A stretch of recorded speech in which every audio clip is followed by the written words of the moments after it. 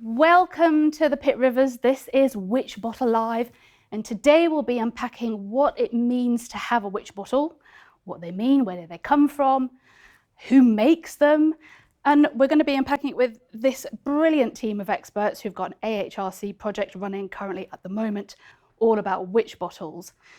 Now, a bit of a disclaimer. I know some of you have been very worried on social media about emptying the witch bottle and whether it's going to be uncorked for the very first time and will we unleash hell? Well, the answer is no, because the witch bottle that we're looking at today has already been opened and the contents has already been looked at. But this is the first time that it's going to be looked at by a team of experts as part of this project. So Nigel, can you actually tell me about your project? What are you doing with these bottles? Well, thanks, Raksha. Yeah, we're on a 3-year project funded by the Arts and Humanities Research Council, which has allowed us to bring together experts from MOLA, so that's myself, Nigel Jeffries, Michael Marshall, and from the University of Hertfordshire, Kerry Holbrook, and Professor Owen Davis. And we're looking at really trying to sort of get a sense of recalibrating our understanding of the witch bottle practice at its very origins in this country, in England, in the mid to late 17th century. And we're doing that by exploring all facets of the practice. That is, from looking at the chronology of the types of bottles which were used as containers for witch bottles, as well as looking at the places in which they are found, as well as looking at the most important part, which of course is the contents, and that's what makes them a witch bottle, as well as looking at the historical and textual evidence which survives in various accounts of the creation of these bottles, or indeed in recipe books from the time as well, hence the inclusion of my great colleagues, Owen and Kerry. So that's the other thing as well, is you've been asking people, haven't you? How do you have a witch bottle? And you had a bit of a call to arms, didn't you? Absolutely. A few months ago, asking people if they'd actually found witch bottles. Yeah. I mean, a really important part of it is getting the sense of what this is as a national collection.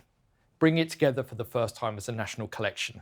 And so to do this, to enable this, when we first launched the project in 2019, that's when our funding started for it, is that we used the hashtag WitchBottleLive. Sorry, that's the hashtag we're using at the moment, sorry. Witch Bottle Hunt, too many hashtags in my head there. And Witch Bottle Hunt, which we posted out as a call out on social media on my workplace, Museum of London Archaeology's Twitter page. Failing that, people can use that as a hashtag to report their findings. Otherwise, they can just simply email me, that's fine as well. So they can look on the mola.org page. Please send us your questions right now as well. We're looking at using hashtag WitchBottleLive. So if you've got any questions, if you think you've got one, please send them through at the moment. That would be great. So Faye, you work at the Pitt Rivers. You're a curator here. Is that right? Yes, I am. So I'm the deputy head of collections at the Pitt Rivers Museum. And what about the collection here? It's amazing. Yeah, so the collection, or the museum, was founded in 1884 with the personal collection of Augustus Henry Lane Fox, Pitt Rivers. That is a mouthful. It is a bit of a mouthful. So he was a general in the British Army, but he had a big personal kind of fortune and wealth, and he was also an antiquarian, so he collected archaeology, ethnographic objects, natural history specimens, all sorts of things really. He was also actually an archaeologist himself, so was responsible for excavating a lot of where he lived down in kind of Dorset and Somerset, and so he had this big personal collection of around 25,000 objects, which he wanted to house in a museum. So he approached the University of Oxford, and they took his collection, built a museum for it after his name. He soon kind of lost interest in his collection at Oxford and went on to collect further and make his own museum down in Farnham and Dorset. But since then, after 1884, the collections were added to. So today we've got around 500,000 things, and were largely collected and added to by the first curator of the museum, Henry Balfour, who found this jug, donated this bottle in 1893, and also was responsible, I think, for acquiring this bottle from Warren Edward Warren in 1910. And I think Warren and Balfour would have mixed in the same circles as the Pitt Rivers, at the Society of Antiquities, the Folklore Society. Warren presented this bottle at a meeting of the Society of Antiquities, which I'm pretty sure Balfour would have been at as a kind of show and tell, and then offered it to the museum. There's a lovely correspondence between Balfour and Warren. Warren saying, it would be my absolute pleasure for me to come and show you this bottle and give it to you, send it to you so you could have it for the museum. So, and I think they're here really in Oxford because of their association with witchcraft, magic, sympathetic magic, folklore, more than anything else, because we have a really big collection focusing on that area. Right, so I'm a bit confused because I thought we were looking at one bottle today, but now we have two. So which one are we going to look at the contents of? So we're going to empty the 1893 bottle from Norwich. So the bottle from London, the 1910 bottle, has already been emptied. Oh, right, and the contents are in that box? They're in the box here. Okay, yeah. I mean, it's quite lovely. There's like a heart with pins in it. Is that a bit of cork there? Yeah. And some human hair. Absolutely, yeah. So there's a bit of cloth that's being cut to the shape of a heart and kind of pierced with pins, and then a bit of cork, a bit of human hair that were all placed inside this bottle. Then the bottle, this bottle was excavated by Warren in London, in Westminster, and this bottle has stuff in it. We do know exactly it has been emptied before, but we haven't really analysed or properly looked at the contents of this box of this bottle in relation to kind of what it means. Is it similar to these? And I'm sure my colleagues will explain. There's lots of different things that go into these bottles. So yeah. And are these the records of when these bottles actually arrived at the Pitt Rivers as well? Yeah. So when they arrived in 1910, they were added into the accession book. So recording here what Warren knew about the bottles, and Warren himself refers to it as a witch bottle. So he kind of knew what he was collecting, and the index card, which interestingly, so the index cards, which you can see behind us, are arranged by geographical region and type. So this whole set of index cards are charms, amulets, and witchcraft. So all objects pertaining to that. So Nigel, but what are these bottles? What are witch bottles? Okay, witch bottles are containers of prepared cures against bewitchment. What you're looking at really, and what the project is looking at, is the beginning of bottle magic in this country in the mid to late 17th century. Bewitchment and responses to bewitchment have a lot more resonance going back in time, and normally have herbal remedies associated with them. But at some point, for whatever reason, in the mid to late 17th century, bottle magic becomes one of the procedures which can be used, a curative procedure which can be used against witchcraft. The bottles themselves, however, and this is a frequent association, are not actually made as witch bottles. They are reused as witch bottles. Right, so these bottles, that people look at them and they go, right, I've got a witch bottle. Correct. They're not witch bottles. Correct. And who makes them? And it's a frequent, something I see often in museum collections or on social media, someone even in some museum catalogues and, and displays, there is the association somehow which is made between these bottles being witch bottles, and that is not the case. In terms of answering your question, Raksha, these bottles are made in Germany. They are stoneware, impervious, highly fired, and they are made in their tens of thousands in the period from about 1550 to 1700 in production centres just situated outside of Frechen, which is near the city of Cologne. They were then shipped up the Rhineland and then, taken by Dutch ships from the Dutch ports, redistributed widely, even, sorry, to I quite like wildly though. to locations across the globe. I think of them as the Coke can of the day. They are shipped, however, empty. They do not necessarily have their contents in them necessarily, and they would there to hold any form of liquid. Dutch genre paintings of the late 17th century, of course, show them principally used for containing alcoholic beverages, but shipwrecks show that they would also be shipped out to the East Indies containing mercury, for example. So they have a sort of medical, scientific kind of use as well, just because of what they are. And what the great feature of these bottles, themselves, of course, is the application of the face mask. Well, it's quite a jolly bearded man, isn't there? It is, and the Germans refer to them as Bartman, which literally is the translation as bearded man. And they often would also have these medallions applied to them as well. The example from London, from Westminster, which we're viewing here on the right, has the coat of arms of the electors of the 7 electors of the Holy Roman Empire, whereas this one here on our left, which is the Norwich bottle, which we're going to be opening presently, has this sort of petal rosette.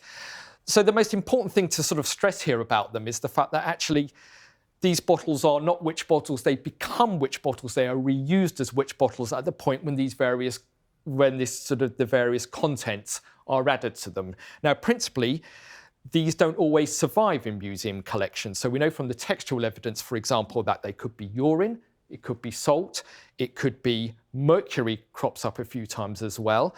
But principally what is always added to them, this is the sort of the concurrent theme, is the addition of iron objects, such as nails and pins, and indeed, on occasion, felt hearts like you're seeing here. Gosh, so really they are what I could presume as the Tupperware of its day. They were just produced, they were sent out, especially during times of empire, to different parts of the globe. And it's only the process by putting the objects in that it suddenly becomes a witch bottle. Yeah, the addition of the contents is what makes them the witch bottles, what makes them witch bottles. And of course, witch bottles as a practice is something which is practiced today across the globe, and also is still practiced. If you look on YouTube, any form of social media, you will see people recreating and remaking witch bottles.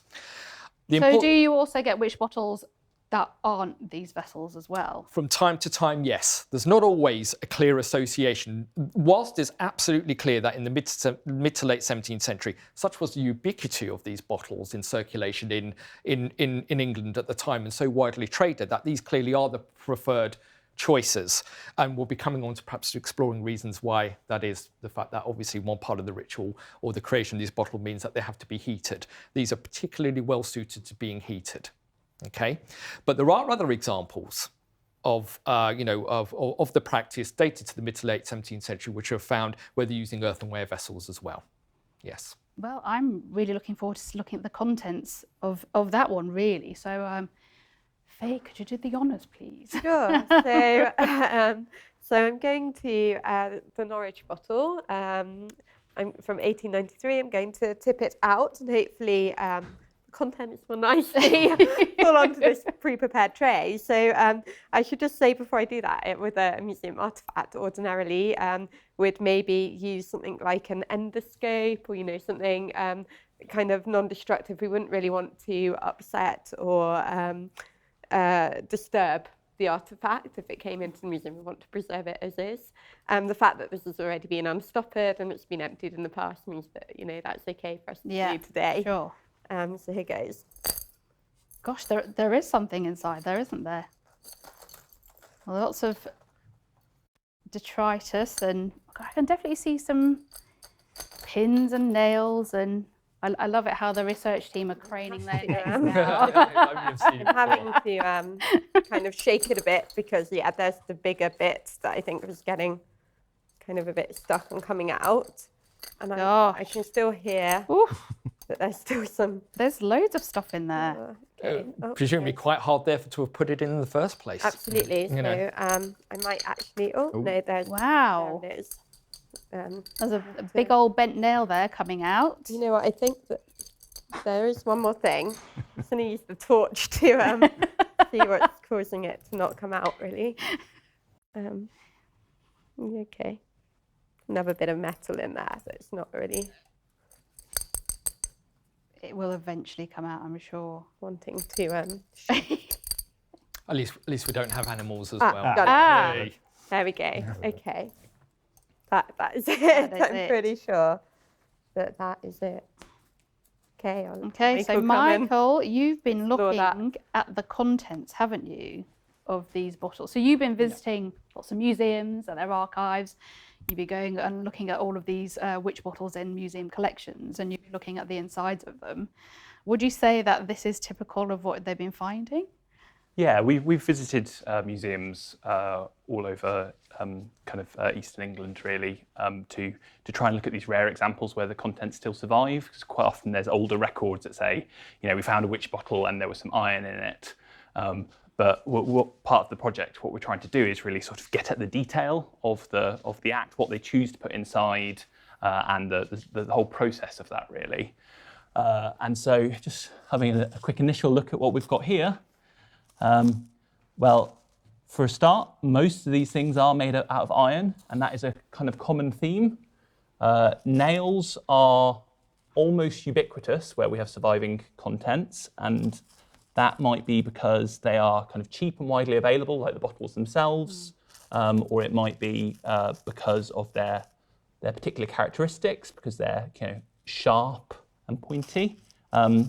Because the other thing that's fairly ubiquitous, what I'm separating out here at the moment, is the fact that you do tend to find copper alloy pins, normally brass pins made out of wire, which again are... So are those pins, they're like dressmakers' pins, aren't they? Yeah, basically they're used for a range of kind of textile working and dress purposes. So certain people today will be bristling with them. They're very cheap. They're things that you'd have in most households.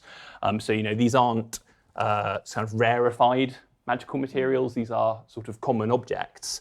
And as we've looked at the contents of these bottles, we've quite often found sort of evidence that the bits of iron, for example, are sort of reused bits of scrap and things like that. Rivets from objects that have already been used and broken down, recycled bits of things. Those larger bits of iron, I'm presuming that they're iron. Yeah, absolutely. They kind of look almost like roof tile nails, don't they? Yeah, it's funny how they're all bent as well, and they're kind of misshapen, and they've been like squished together. Yeah, so some of these are from nails. I think we've got the cross-section of an iron blade here from a little iron knife. Oh, right, so that there's like the end that would have gone into the handle there, isn't there? Yeah, exactly. And a couple of these are from staples or joiner's dogs, which are fittings to keep wood together.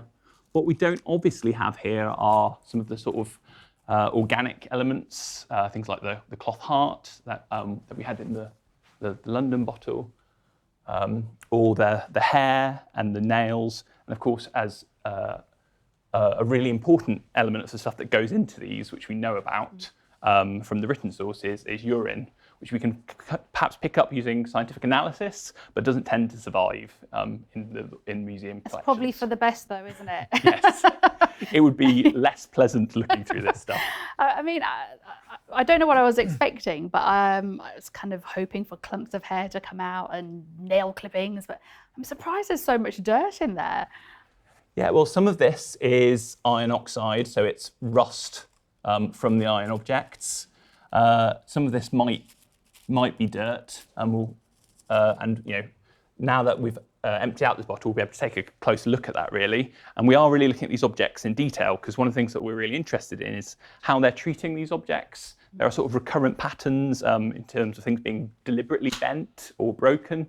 It's perhaps part of the ritual, looking at exactly what objects people choose to include, whether they always use the same numbers, and just trying to define what the different sort of variables within the ritual practice is, and see if there's any sort of geographical or temporal patterning.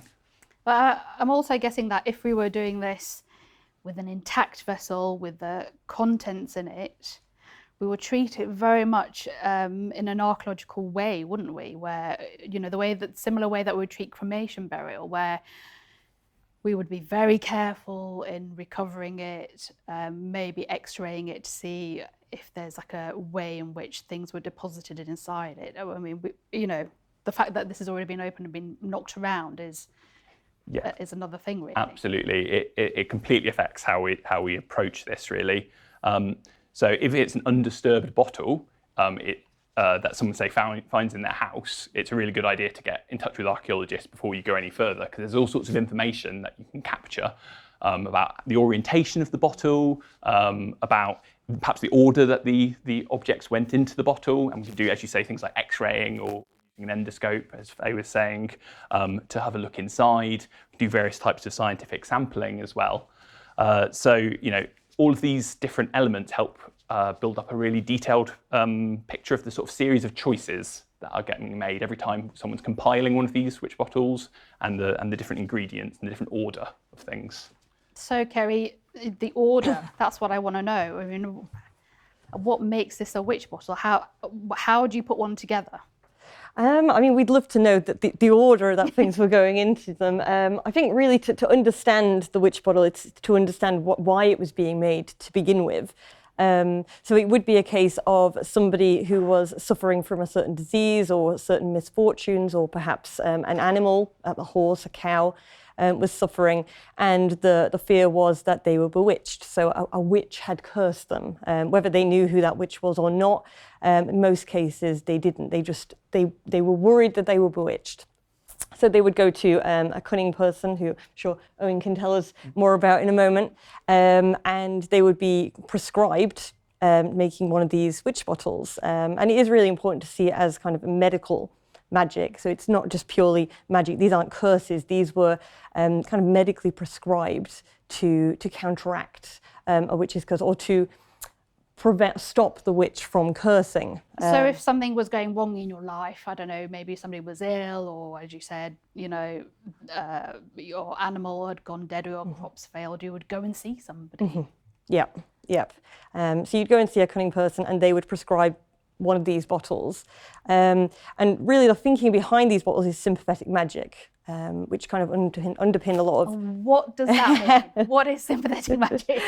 It's a hard concept to explain, but really it is the belief that you could impact one thing based on its close relationship to something else. So for instance, you could take a personal item, so something that's been worn close to the body maybe, and you could separate it from the person, so take it away. But what you did to that object would influence the person as well.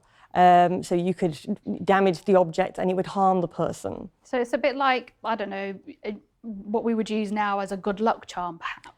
Yeah. So it's all about creating a link between yourself and the bottle. So the victim, the person who believes that they're bewitched, makes a connection by putting certain items into the bottle. So we've already mentioned urine being a key ingredient. So the victim would place their urine inside it. And that creates a connection between themselves and the bottle, but also with the witch, the suspected witch, because through cursing, the witch is already connected to the victim. So it becomes kind of like a triangle of connection. So you have the bottle containing the urine and other items, which is connected to the victim, who is connected to the witch. So what happens to the bottle also impacts the witch. So having the urine suggests that maybe the connection was specifically to the witch's bladder, or maybe to the heart. Perhaps that's where we're getting the cloth heart. And by putting these objects in, so these sharp metallic objects, imagine that they're going into kind of the witch's bladder and the amount of pain that it's causing. So these are meant to be kind of objects of torment, really. So you're getting kind of needles, nails, pins, but you're also getting thorns, glass fragments, so anything that's sharp that will cause the witch enough pain that they will be identified, and they will lift the curse, or they may die, and then the curse will be lifted. So yeah, it's all about establishing that connection, and that's why you're seeing hair and nail pairings there as well, because these are kind of objects from the body, and that's strengthening that link. Oh, right. So the witch has bewitched you. It's something that's personal to you, so you have to put something personal about your own person into there to try and then counter-curse that. Yeah. Wow, that's very complicated. And we've actually got a few questions, So one is, how common are witch bottles? Yeah, it's really good question. The short answer is not very, okay? To date, we've found 146 examples of the mid to late 17th century practice, these containers, okay? Not only that, they are very, very specifically geographically located in England. Okay, so this is where the practice of bottle magic begins. Right, so it's not Britain-wide then? It becomes British-wide later in the 19th century, but by then, the notion of the witch bottle has got mixed up with all sorts of different things. So it's not the same as what we're looking at here, okay? It's very different, very different. So where we've found them, you know, for example, is that they're very, very much located in the eastern counties of England, okay? So that is principally Suffolk, Norfolk, Cambridgeshire, quite a few examples from London, Kent, and then really it then sort of extends in the sort of range of 3 to 4 to 5 in places like East and West Sussex and Hampshire, where most of the evidence is, well, all of the evidence from Hampshire, for example, is one village alone. Gosh, From an excavation, something bad must have been happening from there. and the interesting thing is as well is that whilst most witch bottles have been, have been found from renovations of what are now historic buildings, okay? And there's little question that most witch bottles were found from the 1950s, 1960s, 1970s. And almost all the examples from Suffolk, for example, were found from between the 1950s, 60s and 70s, and it seems as though that none have been found since. So it's very kind of geographically determinate, but that's determined on the fact that these are prescribed cures and remedies, and that you're not looking at something which is kind of well known to everybody, okay? Because let's face it, the fear of witches, of bewitchment, of being cursed, whatever these kind of quite loaded terms we're using here, has something which resonates across the continent and it resonates across the British Isles. So witch bottles are something which are very peculiar to England for a very short period of time. Say, using these Bartman jugs as the containers. And what happens in the mid to by the time you get to the early 18th century, there isn't much evidence of them anymore. And then it picks up again in the 19th century, but it's kind of mixed up with lots of other things by that point. Well, that's the thing, isn't it? I think on social media, we've been getting some really interesting traction, especially when we said that we were having this event, this whole kind of idea of being extremely superstitious. I mean, do you see that this whole kind of superstition just kind of travels through the ages? You can't unleash another pandemic on us. If you open this, we're going to be cursed. Do you get this, that we're bought into this psyche? There is always going to be fear of the unknown, fear of something that we don't understand, and fear of something that we can't control. I might have been a little bit if this hadn't already been opened previously, because I do understand that there's a lot of beliefs went into the making of these bottles, and there are still a lot of beliefs out there about making kind of contemporary witch bottles. So kind of fear and anxiety is completely understandable, and it does, it's timeless really. So yeah, absolutely. Well, what about you, Michael? Because normally you're a Romanist, aren't you? So what are you doing here? I mean, but for me, as an archaeologist, I can see this kind of continuation of the bending metal in like a ritual purpose. It reminds me of, lead curse tablets in Roman Bath, or, around hidden lead rolls in monasteries. Do you think the same thing? Well, I don't think that necessarily the meaning's identical, but there are these sorts of common threads in terms of objects that get used in kind of magical processes and sacrificial processes and things like that, through the centuries. So, some of these ideas that we're talking about things being deliberately bent and destroyed, I mean, that could be a way of sort of moving things from the mundane into the sort of the world of magic and the sort of spiritual sides of things, a way of kind of sacrificing things, using things up as a part of an ingredient, the sort of materia magica of compiling these witch bottles. I think the really nice things about where we do have the surviving contents is that by looking at material closely, we can try and reconstruct the exact sort of series of decisions and processes that go into it. So, for example, the pins, sometimes they're found straight, sometimes they're found bent in very specific ways, either bent once or kind of Z-shaped bends. And, are these bits of information about how individual people, like individual types of knowledge about how to compile these witch bottles, what can these little variations in how people are putting them all together tell us, really? And there's some records for there's some witch bottles from Hellington in Norfolk. I wonder about whether or not sort of efficacy or strength kind of mattered, because there's some witch bottles which have bonkers contents in them. So whilst they may well have nails. Define bonkers contents. Bonkers contents.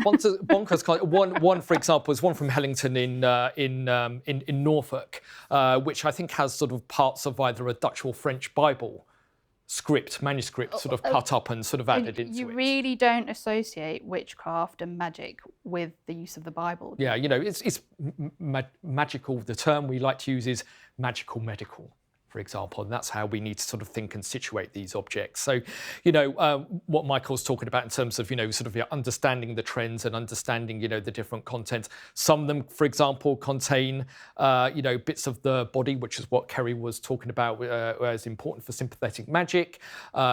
Principally nails and hair as well, but a lot of them don't. And then there's others which as I said, have these sort of bonkers contents. But the main thing that does connect them, just to build on what my colleagues were saying, is the use of nails. And that's something which runs through witch bottles of the 17th century to ones of the 19th century to ones of the 20th century. That seems to be the sort of common thread. So that's really interesting, I think, as well. Yeah. Right, so Owen, I've made my witch bottle. I've put my bodily parts into it. I've had a good wee into it. Bent some nails and pins. Then what? Two options, and all this would have been advised by a specialist. We've already heard mention of a cunning person, cunning man, cunning woman. The majority were men at this period, but there were a significant minority of cunning women as well. And these were the people who were advising this. So people weren't learning themselves how to construct a witch bottle. Oh, right. So they weren't doing it themselves. They were going. They were getting expert help. A specialist in unbewitching, a specialist in dealing with witches, and these people were called cunning folk. And that's why it's a bit of a misnomer in one sense to call these witch bottles, because they're not called that at the time. There is not one reference in the late 17th or early 18th century where these are referred. They're always referred to as a bottle, an earthen bottle, which you then put the contents in. First time we get the term witch bottle to describe these is actually in the 1840s in a museum collection. So yeah, we have to be a bit careful. But it's cunning folk who are doing these. They're the ones who are either doing the ritual on behalf of a client, or they're instructing the client quite in detailed ways about what they're meant to do. So who are these cunning folk? Well, we have to remember at this time, late 17th century, there's still laws against witches. Although the trials themselves have really wound down, the last person to be executed for witchcraft is in the 1680s, so it's just in the time when these are being used. But we have to remember that people who were prosecuted for being suspected witches, who are tried for them, that's just the tip of the iceberg. There's a whole raft of daily rituals and procedures against witches. So if you fear you're bewitched, you might go to the magistrate and see if you can get them prosecuted, but it costs time, it costs money. Magic can be much cheaper, popular magic. And so you might not go to the law, you'll go to a cunning person who will then advise to do this. And for example, the iron objects we see there, the nails are there because they're sharp, as Kerry said. They're also there because iron is a really, really important anti-witch charm in this period. And particularly old iron, you get references in the 16th century to saying, pick up a bit of old iron and that will really help you. Put it in your house, put it up by the door, like a horseshoe. Horseshoe is a potent anti-witch charm because of the iron, essentially, at this time. So there's a knowledge between all of these, and cunning folk are the people who seem to have all that knowledge. And so when you went to them and said you were bewitched, and a number of cunning folk were offering this service. Only a few, as we know, it's geographical, and that's probably down to a handful maybe of cunning folk doing this sort of practice, and clients coming to them from up to 30, 40 miles away or whatever, or travelling by barge or whatever around the coast. They sound like dodgy salesmen to me. Yeah, some of them are clearly quite unsavoury characters. Some of them aren't. There's a whole spectrum. What they are is entrepreneurial. And so when we talk about, Nigel's talking about bonkers content, that's because they're making it up. There's the essentials, and then they add their own touch. You come to me. So felt hearts, there's only a handful of those. I'm pretty sure it's just one cunning person who that's their signature witch bottle, so to speak, at this time. But once you've gone to them and they've advised it, there's two ways in which the bottle is used once all the contents are in. One way is you put it on the fire and you boil it, and that's what really gets all the contents agitated. That's the sympathetic magic that Kerry's talking about, and that's what it's meant to harm the bladder of the witch or the heart. Because it's mostly, of course, most of those accused of witchcraft were women. she would then come to the door and reveal herself and say, take it off, stop, stop, stop, I will take off the spell. So it's partly identifying the witch, and it's partly about, causing so much pain to her as that she's caused pain to you, that she desists. And as part of that, what would happen, it would boil and boil and boil, and maybe the cork would pop out, and that would be the end of the ritual. It's done. Occasionally, they would explode. And this No could be quite thanks. serious. Yeah, exactly. Exploding nails and urine flying at you.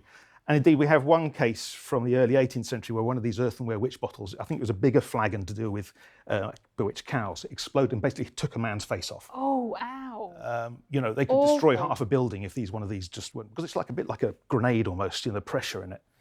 So it's quite dangerous doing that ritual. But the reason these survive is the second one, which is actually to bury it. And that's why there's no burn marks on these at all. These were buried, and that's kind of the more long-term protection against the suspected witch, to make sure that there's always this there, that if she causes any harm, it's constantly rumbling away there. There's the nails in this, even if it's not being boiled at this period. And that's why we find these. We don't find ones which have been, we wouldn't know, as archaeologists find it difficult to sift through fragments of a Bartman jug to say, oh, this is an exploded witch bottle. So, there's the unknown there in terms of that type of ritual. So this whole idea of concealing a bottle, that's all part of it as well then? Yeah. Yeah, the concealment is one, I think in essence is about, you're basically providing a barrier from you don't want the accused witch, suspected witch, getting hold of the bottle, because she would then be back in control of that relationship. And then she could potentially use the contents in it through simple magic to cause more harm again as well. But this is just one ritual of many, many anti-witchcraft charms and spells. As I say, iron was used widely. It's really interesting that this whole theme of metal, it seems to run through the ages. I always think that, creating metal itself is a magical process, isn't it? Do you think that's why people use metal? It's really difficult. I mean, one of the early folklorists in the late 19th century thought it was because this was a kind of an echo of the first people doing metalwork, and the aura of the blacksmith and the aura and speciality and mysteriousness of making metal down the ages had somehow been translated into this being anti-witch. It's also anti-fairy as well, iron as well. It's a nice theory, but again, it's one of the things, there's no evidence for it. And you could say, okay, well, why not copper, which came before the Iron Age? Why isn't copper considered to have these properties? So I don't know. It is a mystery. I mean, in Ireland in the 18th century, it was considered because St. Patrick had blessed iron, and therefore that it had all these properties. But that's just one specific tradition. So it is part of the mystery still about the origins of iron as an anti-witchcraft element. I think we've got tons of questions, tons and tons. Right. So somebody's already asked, can they be X-rayed to find out what's inside before opening them? I suppose.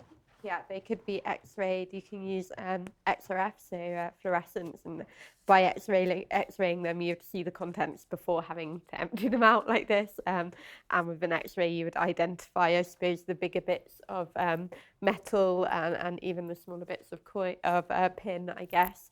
And then I suppose there are scientific methods. So again, the XRF would tell you if you wanted to identify exactly that it definitely is iron, it's an alloy, it's brass, what metal it is, and if there's any organic matter in it. So yeah, X-ray would be a good idea. Yep. Would the fact that iron is magnetic be significant? Possibly. All I can say is when you look at the earliest published references to iron in the 16th, 17th centuries as iron as a witchcraft, they don't talk about. It's not mentioned at all in the sources, put it that way. Doesn't mean that isn't part of the reason, but it's not mentioned. The part of the charm of including iron.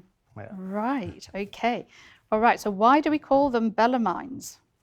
Well, this is my thing. Bellarmine is Bellarmine is something which is they're named after Cardinal Bellarmine, okay, who was a late, I'm going to get my chronology wrong here. He was, I think, a 16th century Italian cardinal who was particularly against Protestants. However, the association of Cardinal Bellarmine with these jugs, because you're right, they're normally called bellarmines, and that's because when they first start getting reported and recorded and start entering museum collections in the 19th century, there was a knowledge that these things had been called bellarmine jugs, and you find them referred to in I think there's a few plays from the 17th century where they're called bellarmine jugs, and that's because of the association with it's not really association with the face, but it's because it's the English, what's the word for it? Perhaps almost during this period, obsession with Catholicism. And so because Cardinal Bellarmine was a kind of, anti-Protestant, because, he was also sort of, associated with that anti drinking and sort of, all those kind of more Northern European cultural traits, the English named these jugs Bellarmine jugs. And that's represented, as I said, in other contemporary literature of the 17th century. So that's why. And the name's just stuck. It's stuck in kind of, the ways in when they're first found and reported and they first start getting entered into museum collections in the 19th century. They're often called Bellarmine jugs. And it doesn't, the face doesn't look like Cardinal Bellarmine. Yeah, it doesn't look like Cardinal Bellarmine has got, the chronology is all wrong as well. And the Germans and nobody else in Europe refers to them as Bellarmine jugs. It's just a peculiarly English practice of the 17th century, just like witch bottles are, in fact. So we should really refer to them as Bartman jugs. Bartman is the German, bearded man. Indeed, that's what they Interesting. They stand for, yeah. Oh, somebody would like to see the felt heart and they'd like to see the items. Yeah, absolutely. It's a very interesting. Michael or, Faye, you could. Oh, there you go. You had a good look at them, didn't you, Michael? So we have actually got an archival reference to someone putting a heart in under the recommendation of Cunningham in 1670. So we do actually have an archival reference to that practice. I mean, I'll take a photo of them as well. So that'll be up on social media so you can have a look at those as well closely. So, oh, this is interesting. Have any been found in Essex? Apparently, the last Cunning Man was based in Essex. Correct. That would be Cunning Mural. Yeah, it's not true the last one. Yeah. The last maybe notorious or famous one. Yeah, Cunning Murrell. Yeah, he was quite well. Do we have a story? There is a story about Cunning Murray, in fact, as it happens, because he actually practiced and experimented with, and there were a couple of cunning folk in the 19th century practiced, experimented with iron witch bottles, reusables. They thought they're entrepreneurial. Iron again. They're entrepreneurial. They thought, so they got a blacksmith to create, and Murrell did this as well, got a blacksmith to create iron bottles that they could reuse. So you would do the boiling ritual, the cork would pop out, cunning person would, like Cunning Murray, would take the bottle back again. Problem was, in both two occasions that we have references to this, the iron bottle exploded under the pressure. Now you can imagine an iron bottle filled with obviously urine, exploding. It was even worse than one of those earthenware bottles. And we actually have the records of, in the late 1790s, of a cunning person instructing an iron bottle for a client who then did it. It exploded and tore half his house apart and killed him. And we have the records, and we even have his burial details. So dangerous stuff. And Cunning Murrell also did that, and it took half a cottage with it. Yeah, that's right. With him as well. I believe all of Cunning Murrell's archive, as such as it exists, is in Southend Museum. I believe. Yeah. Sounds like loads of shrapnel going. Yeah, shrapnel. It was like a hand grenade. Yeah, it would be like a hand grenade coming off, the splinters everywhere. It was absolute. But he was obviously well known because he's in the records. Yeah. Newspapers reported on this. Yeah. On his activities. When he turned up in a village to deal with a witch, hundreds would turn out and see what he was going to do. Yeah. Wow. So these people are still circulating in society up until the 19th century, and still practicing a form of witch bottle, which is kind of taking its roots and its knowledge from the mid to late 17th century ones we got here. I mean, the interesting thing is also about the kind of records is that there's court record from the Old Bailey which talks about boiling urine and nails in a pipkin, which is like a kind of three-footed tripod vessel, earthenware vessel. There are other examples from the 1580s and from the 1640s which talk about boiling urine in pans and nails in pans. But the whole point is that these things do not survive or have not survived, or archaeologists have not been looking for old bits of pans with bits of fused nails on them. So consequently, the focus has always been on the survival of the Bartman jug and its association as being a witch bottle. So they're almost like, what's the word I'm kind of looking for here? Perhaps they've been sort of slightly kind of raised above the parapet a little bit more than perhaps they actually were. In fact, there's a whole range of other vessels that we know could have been used for them. And bottle magic, as I said, it seems to begin in about the 1670s, 80s, and that corresponds with the first written records as well. The dates of the bottles seem to date from this period as well. But before that, there's records of people essentially carrying out what you might include as being the contents of a witch bottle much earlier, but in like saucepans and pipkins and things like that. So would you say it's easy to say that what we're looking at here is negative evidence? Yeah. These are the things that survive. Yep. But actually the practice was much indeed. more widely used. And just part of the, medical, magical responses which people were using for bewitchment. It wasn't just you could do a witch bottle. There'll be, you look at the records of Nicholas Culpeper, for example, he talks about using, again, quicksilver, silver mercury, and putting it in a quill or a pen and burying it just outside your house. So they're part of something much bigger, which, because historians and archaeologists haven't necessarily been sort of talking to each other, and certainly when these bottles were first raised, their profile was by an archaeologist and museum in London curator called Ralph Merrifield. He was writing in the 1950s, and at that sort of particular point, there wasn't that kind of sort of multidisciplinary culture perhaps we now have within the humanities to do this sort of work, and there wasn't the the online searches you could do on digitized newspapers and accounts from the period in which you could search for all the different records. Really, it is to follow on from your point about negative evidence. Archaeologists identify these, or owners identify them, because they're ones that are found in buildings, where in fact that one there was in fact found in a mill dam bank in London. There's other ones which have been found in the banks of rivers. Well, there's a literary evidence of a coming advising putting it in a dung heap. So the ones that we identify is because they're in houses. If you found one in a London dung heap, a Bartman, would you automatically assume it was a witch bottle and treat it that way? Yeah. Well, actually, that segues into my next question, which is, have there been any intentionally destroyed witch bottles found in archaeological contexts, i.e. breaking the magic, breaking the bottle, discarding the pieces with the contents? Yeah, I mean, there are some which it's really hard. There are some which are found. There's some in the collections of Colchester Museum, and where the bottles have been really kind of completely smashed up and broken, and you've still got the contents still in the base. So whether or not that reflects one of these ones which Owen was talking about, ones which had been exploded, or just merely the fact that when they were found, part of the bottle was broken here, part of the bottle was broken here, or just merely didn't get deposited together, we don't know.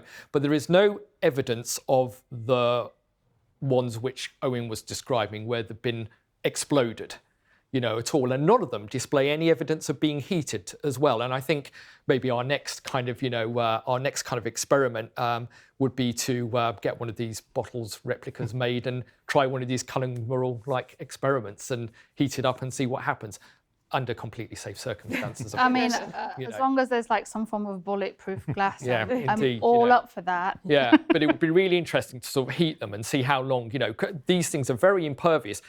Stoneware is the highest fired ceramics you can make. So to have it a situation where it explodes when you're looking at a domestic fire, domestic fireplace in the 17th century when they're not using coal, they're using wood to get it up to that kind of temperature. Mm-hmm. Definitely a case for experimental archaeology, I feel, coming on here. I've got another lovely question from somebody who used to work with me. They said that have remains of any been found on graveyard sites in Suffolk? Is it common for them to be found in graveyards or in other ways associated with the dead? The answer to that is yes. There is one found, and again, you can see how the materiality shifts here. There's one from the 18th century, mid-18th century, which is in glass, which is found in a grave from an excavation in Buckinghamshire somewhere. I can't recall it now. And it's interesting. That's in glass, and it has all of the sort of the elements of a witch bottle. The witch bottle in terms of the contents. The contents is what makes it a witch bottle. So it's got the pins which are broken in, and it's still got the liquid intact. But unfortunately, for conservation reasons, we couldn't open it. And what the interesting thing is that it has the cork with the nails stabbed into it, and that's the first example we've got of that practice. And there are others which are reported, which are in glass, which have been found from graveyards, but but principally from the sort of foundations of churches and so on. But I think that could be mixed up to do with perhaps creations of love magic, or indeed it just because I think there was kind of when Merrifield was still writing, what he was really interested in was he was very much taken in by the idea of sort of foundation deposits, and I think some witch bottles which aren't witch bottles have been recorded as being witch bottles, and I think some of the ones from churches, for example, are examples of that. But that's for all of us to sort of figure out in due course. There are a few 19th century examples. Yeah. Cunning folk advising putting the churchyard. But as Nigel says, in one instance from Cornwall, it was actually a wart charm. In other words, the bottle with urine and things put in it was against warts. Yeah. So we've got another one saying more about the inclusions. Have any rowan berries or wood twigs been found in any? So we certainly find thorns inside some witch bottles, so there are organic elements. I guess one of the real challenges for us studying these sorts of things is that whether or not these survive organics will depend on the sort of burial circumstances of the bottles. So organic elements might have been a bit more common than we might expect. The very fact that urine seems to be absolutely prevalent, but that doesn't survive. Perhaps a few more bottles had felt hearts or hair or these bits of plants, but it's quite difficult to say. But yeah, we do have thorns. We do have some element of plants going in there, but it's not a common thing to what you often find is that the sort of museum will have the account that these things were contained within the bottle at the point that they were found, but often at the point when they either entered the museum collections or, I hate to say it, sometimes subsequently, these things have been lost. Yeah. Right, so we've got a question, I think, from the US. It would be great if you could explain the difference between witch bottles of England and those found in the US. Yeah, there are examples of it in the United States as well. They always date from the 18th to 19th century, and they're always in glass. Okay, glass vials and sort of so on. I think the problem with the way that they've been interpreted in the US is probably perhaps a problem in the way that they've been interpreted here. That is, so persuasive is the kind of the narrative of the witch and the narrative perhaps of what Merrifield was initially writing, that people have often sort of and copy and pasted sort of internet histories which are put to do with witch bottles. That American examples have tend to be interpreted in the same way as the English ones are. Of course, we're all the same, right? But it could be the case that the American ones, I think, also need really, really disentangling to think about what they are. I mean, I have had many inquiries from the States, which have clearly got clear examples of, 18th century practices of, the creation of a so-called witch bottle. But it's always in glass. Again, there's a material shift away necessarily from using these stoneware bottles as well. So yeah, there are ones, but they tend to be interpreted in the kind of more the witchcraft type, perceptions are sort of placed on them. And maybe that's your next project. Maybe it's my next project, yeah. One more very silly question, which amuses me greatly. Is this where the phrase boils my expletive for urine comes from? Don't think so. There we go. Right then, so I suppose we better close up. Yeah. But can you tell us more information about your project? Where should people contact? You obviously have this history pin site as well. Could you explain more? Gary. Yeah, so we're pinning examples of found concealed bottles onto History Pin, which is a freely accessible website. So just History Pin and then search for Concealed Revealed. And there's quite a few examples there. And we're welcoming anyone, any members of the public, to pin their own examples. Just kind of copy our template. And please do get in touch. Nigel's already said email or Twitter. We'd love to add more. the actual proceedings of our research itself, we've published one little article in British Archaeology about it, but the main body of the work is going to be captured in a monograph produced by myself and Michael's workplace, Mola, that will be printed, but also made freely available online as a PDF in due course on the Mola website. And we're moving into our kind of research writing up phase now of the project, in the next month or two, which is really exciting for us. And I suppose if anybody finds a witch bottle in their house or possibly a dung heap, they should get in contact with you. Absolutely. We'd love to hear about it, particularly the ones which are found in a dung heap. So if you've got any more questions, please still use the Witch Bottle Live hashtag, and we will try and personally get back to you throughout the course of this week, I suppose. It's worth mentioning as well that Owen and Kerry and I were involved in making an animation, which was on BBC Arts on the Cultures in Quarantine website. That's still available till November, in which we worked with a brilliant production company called Calling the Shots to make an animation about witch bottle practice, which is based on a real case of the 1670s and 1680s. And that's a nice little 5-minute animation, which is still available on BBC iPlayer. Life and Times of a Witch Bottle. Life and Times of a Witch Bottle, indeed. It's very sweet, actually. Well, thank you. Thank you for watching. Thank you for your questions. So goodbye from our brilliant experts. Goodbye. And it's a goodbye from me. Thank you for watching. Thank you.